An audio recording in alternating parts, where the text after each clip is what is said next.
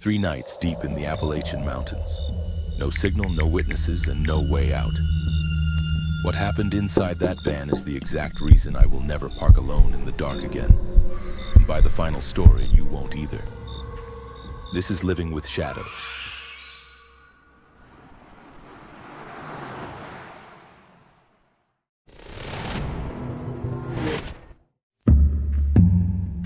I have been living out of a gray Dodge Ram ProMaster for 14 months.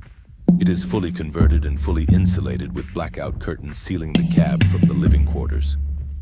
From the outside, it looks like a standard contractor vehicle, and nobody looks twice at it. That invisibility is the entire point. I park on city streets, industrial lots, and forest pull-offs, having never once paid $30 to sleep next to a generator and a screaming toddler. The system works. It worked every single night until 2 weeks ago on Route 219 in West Virginia. It was past 11 when the fog came in. It was not the thin kind that blurs your headlights, but the thick kind that erases the road 10 feet ahead of your bumper. My phone had been dead on signal for 40 miles. I had an offline map on my dash tablet, and according to that map, there was a forestry pull-off just ahead. It was gravel, wide enough for a work truck and hidden behind a wall of pine. I found it exactly where the map said it would be. I pulled in deep and killed the engine. The silence hit me like a physical thing. I climbed into the back, made a sandwich, drank some water, and lay down. My van is so well insulated I cannot hear the wind outside. There was no traffic, no animals, and nothing else. That total silence is usually the thing that pulls me under fast, and I was asleep by midnight. At 4:45 in the morning, something woke me. It was not a sound, but a vibration. It was a single low shudder that moved through the metal frame of my bed like someone had leaned a heavy shoulder against the exterior panel. I sat up in complete darkness and held my breath for 3 full minutes. Nothing followed it. There was no sound and no second impact. I told myself it was a stray branch or a deer. I checked the time on my battery monitor, rolled over, and forced myself back to sleep. That was my first mistake. When my alarm went off at 7:30, I felt fine. The sun was weak through the roof vent, the fog had thinned, and everything looked exactly as I had left it. I slid through the curtains into the driver's seat. I did not open the doors because I never open the doors until I have scanned the perimeter. That is rule 1, and in 14 months, I have never broken it. I leaned forward to wipe condensation off the inside of the windshield with my sleeve, and that is when I saw it. Tucked under the driver's side wiper blade was a small square of glossy paper pressed flat against the outside of the glass. It was face down, or rather, the image side was facing inward. I could see it clearly through the windshield. It was a Polaroid photograph. My brain did not process it correctly for a full 3 seconds, and then my stomach dropped through the floor of the van. Someone had been close enough to touch my vehicle while I slept, and they had left me a picture. I could read the photograph through the glass. The image was grainy, flashlit, and clearly taken in total darkness. It showed my van from the tree line. My interior light was on in the photo, and through the small, uncurtained pane on the side panel, you could see me sitting on the edge of my bed eating, completely exposed. I had never once known anyone was there. But that was not the worst part. Below the image, written directly on the white border of the Polaroid in black marker, were block letters written with uneven pressure. "We saw you sleep. We are watching, not they." We. I scrambled back into the cabin and locked every door that was already locked.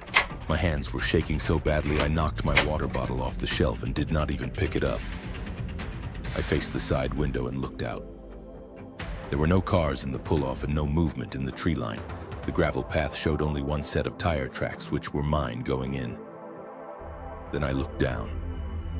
In the mud directly beneath my driver's side mirror, pressed deep into the wet clay, were boot prints. They were fresh and large, coming straight from the tree line, crossing the gravel and stopping flush against the metal body of my van right next to my door.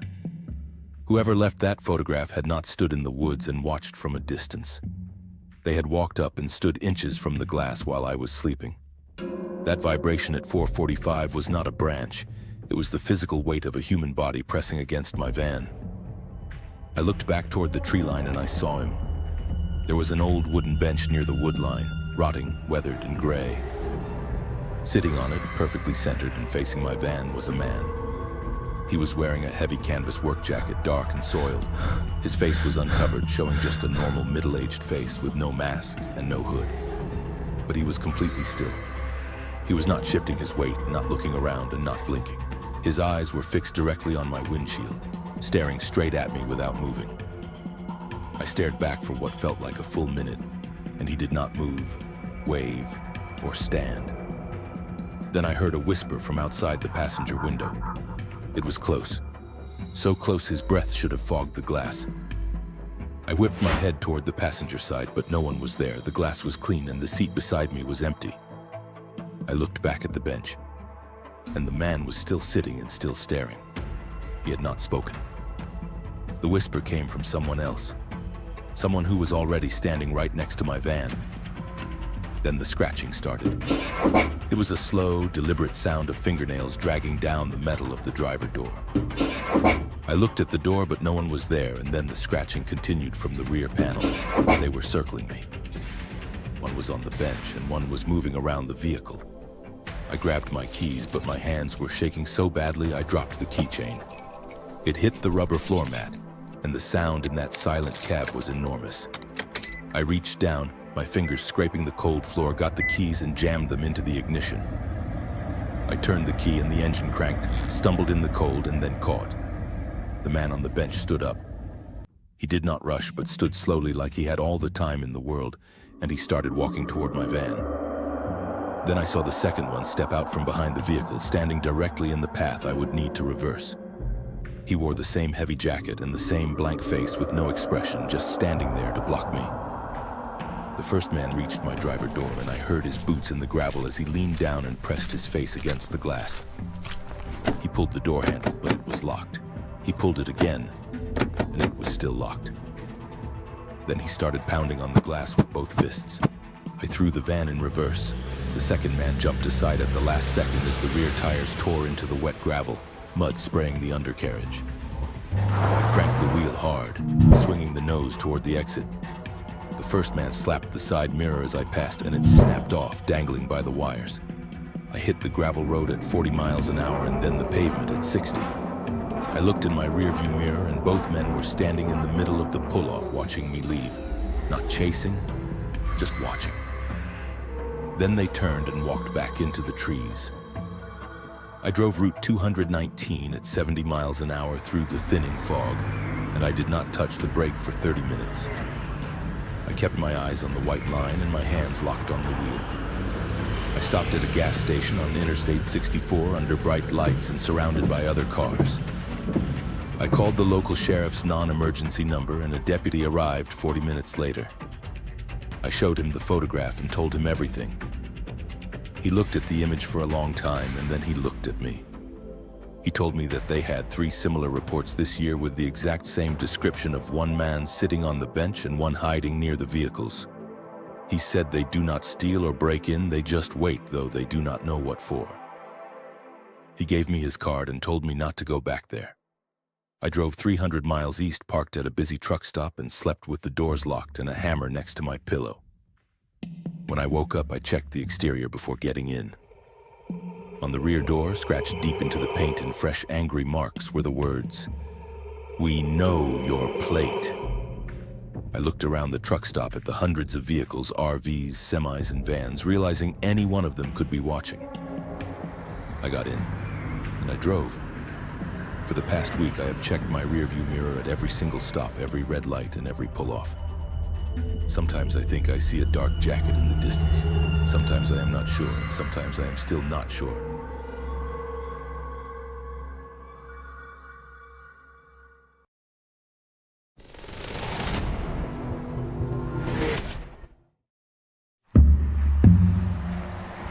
I have been living out of my van for 14 months.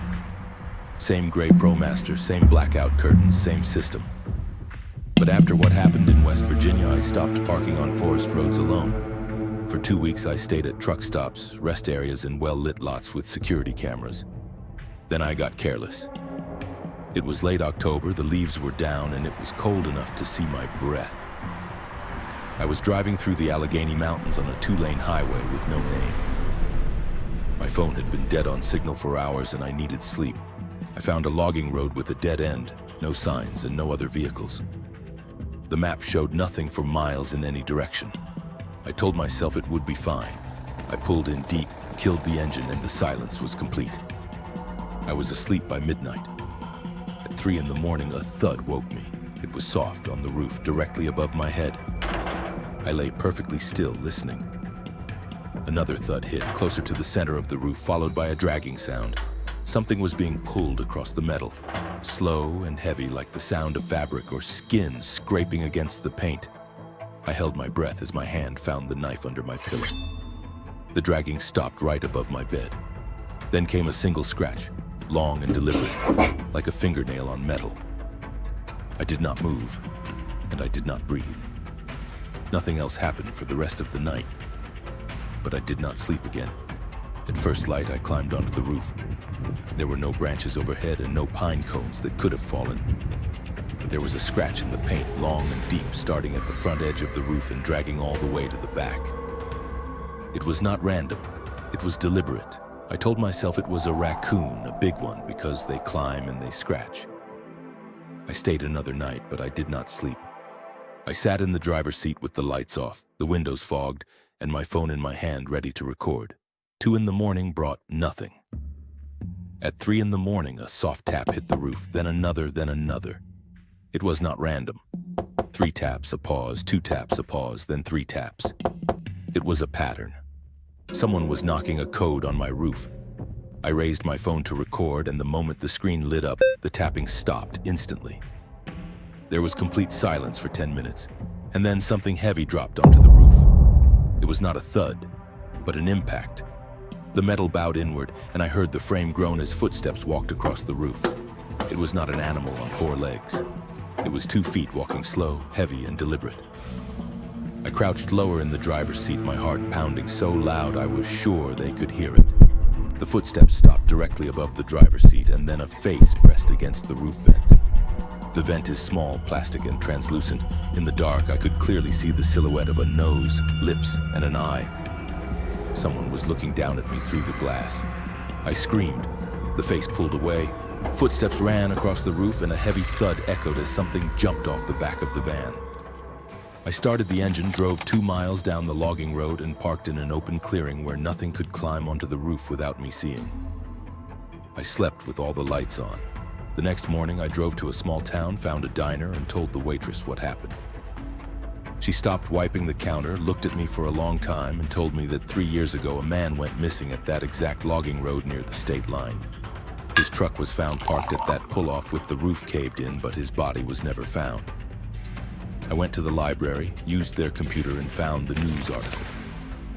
The missing man's truck was a gray van, just like mine. Then I found another article buried 5 years before that. Another missing person, same logging road, same pull-off. But his van was never found. I scrolled to the comments section of the first article and found a message from a deleted account that read, "He is still there. He climbs on top of parked cars at night because he is looking for a way in. I should have left. I should have driven 300 miles and never looked back, but I wanted proof. I wanted to record whatever was climbing onto my roof, and that was my second mistake."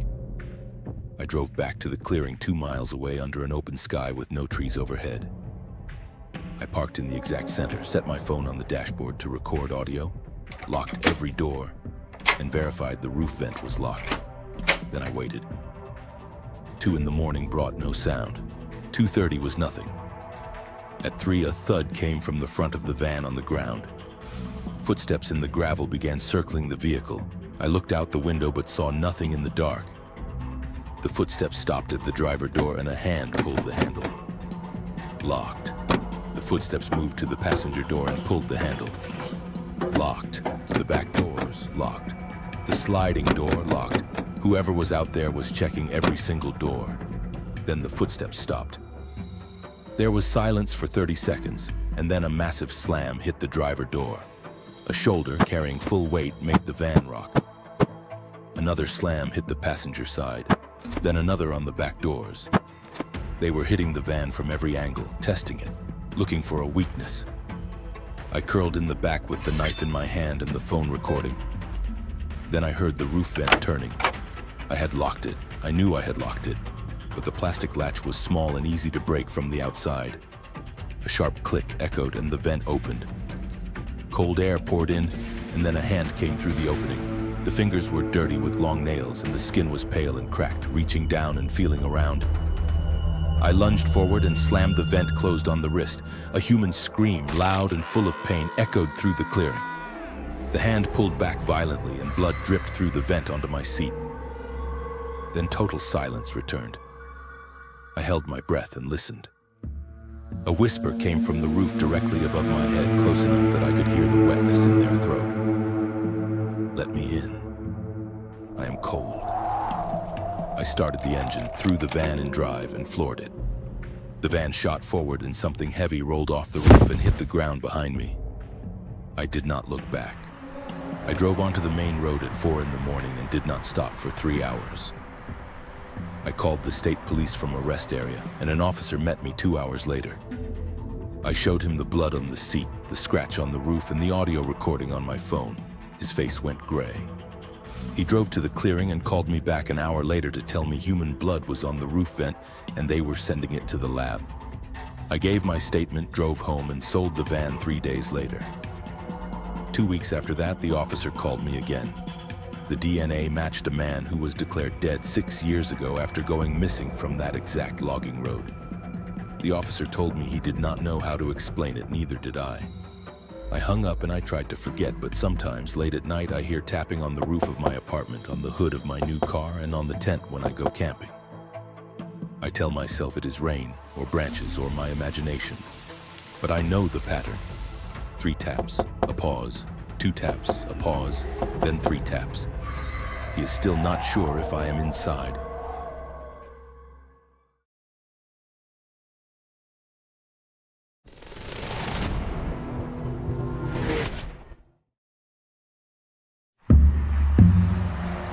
I have been living out of my van for 14 months.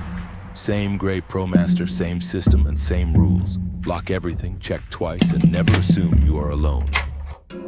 After West Virginia and the Alleghenies, I thought I had learned my lesson and become careful enough, but I was wrong. This happened 3 weeks ago on a Forest Service road in the George Washington National Forest.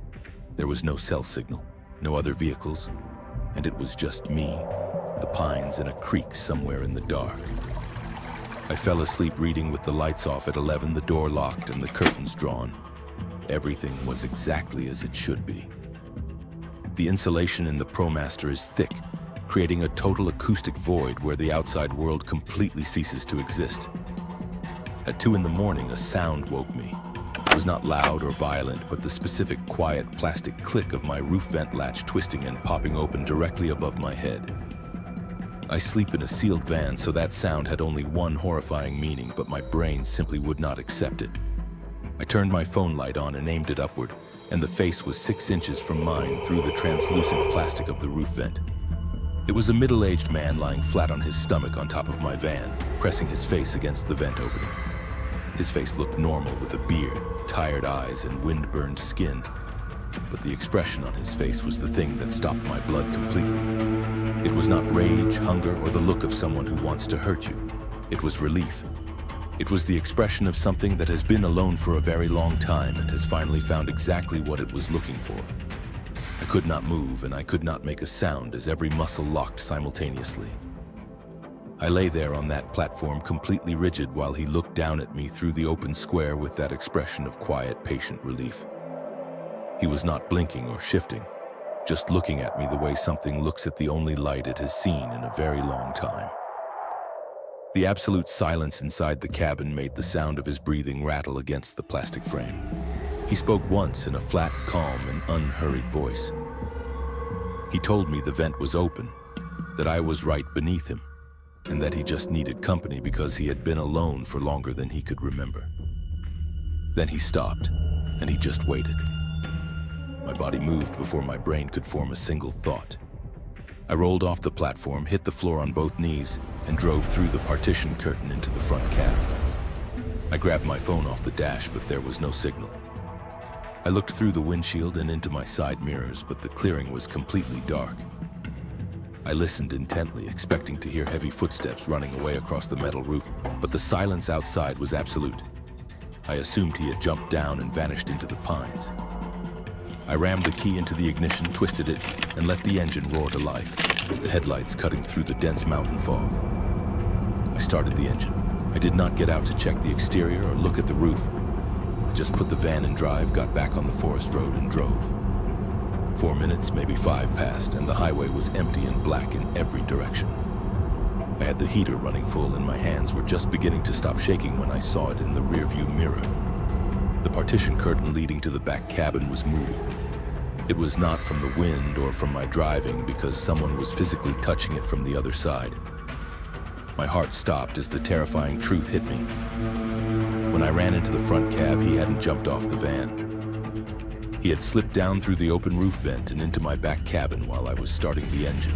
He was inside the van with me. The space behind that curtain was completely dark, and I was trapped in the driver's seat, traveling at 50 miles an hour down a deserted mountain road with an intruder sitting directly behind my spine. The psychological weight of those seconds was paralyzing. Every instinct told me to slam on the brakes and run, but the darkness outside was vast and empty. Suddenly, a hand reached through the gap between the curtain and the wall.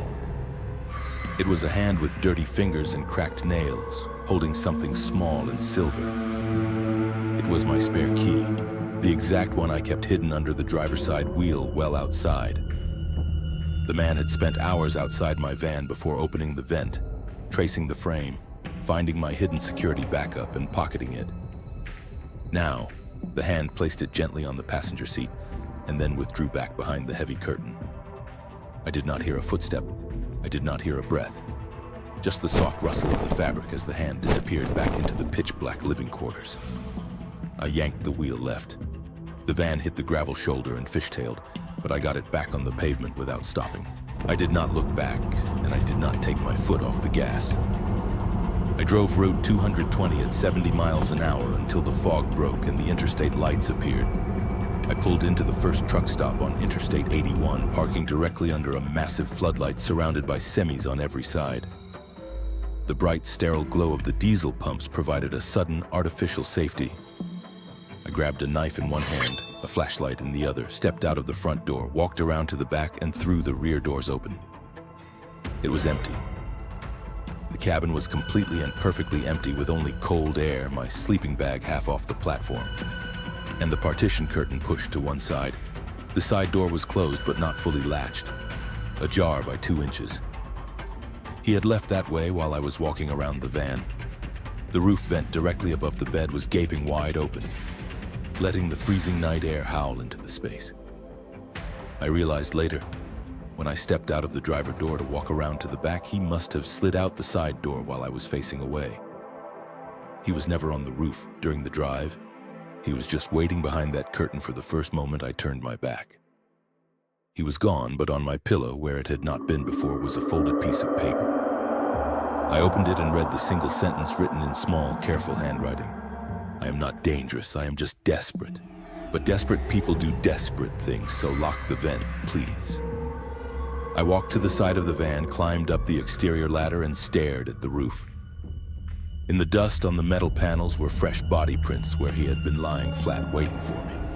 The plastic housing of the roof vent was cracked where he had forced his fingers under the seal to snap the internal lock. I drove straight to a hotel and slept in a real bed with the lights on. The next morning I sold the van, took a financial loss, and did not care. I thought that by abandoning the vehicle I could abandon the narrative entirely. I moved into a third-floor apartment in a busy town, surrounded by concrete and streetlights, trying to convince myself that the wilderness could not follow me here. I have not seen him since, but sometimes, late at night in my apartment, I hear a soft sound from the roof like a scrape or a footstep. I check the roof vent of my apartment bathroom, which is always locked now, but I cannot shake the feeling that he is still out there, still alone, and still looking for the next person who forgets to lock something small. The state police called me 2 weeks after I filed the official report. They had gone back to the Forest Service road clearing and processed the area. They found a primitive campsite hidden 40 yards deep into the brush, completely invisible from the gravel pull-off. It wasn't a standard camp. There was no tent, no fire pit, and no gear. It was just a small clearing under a fallen pine tree where the grass had been flattened out by someone lying down for days at a time. The officer told me that they found 3 separate sets of spare keys buried in a small tin near the bedding site. They belonged to cars that had been reported missing in the county over the last 36 months. The last thing he said to me through the partition curtain before dropping the key was a whisper that I will never forget. He whispered, "Thank you for not screaming." The realization that he wasn't trying to steal my property or damage my vehicle makes it worse. I just lock everything now twice, 3 times, and I still wake up sometimes to check the vent. It is always locked, but I can never remember locking it.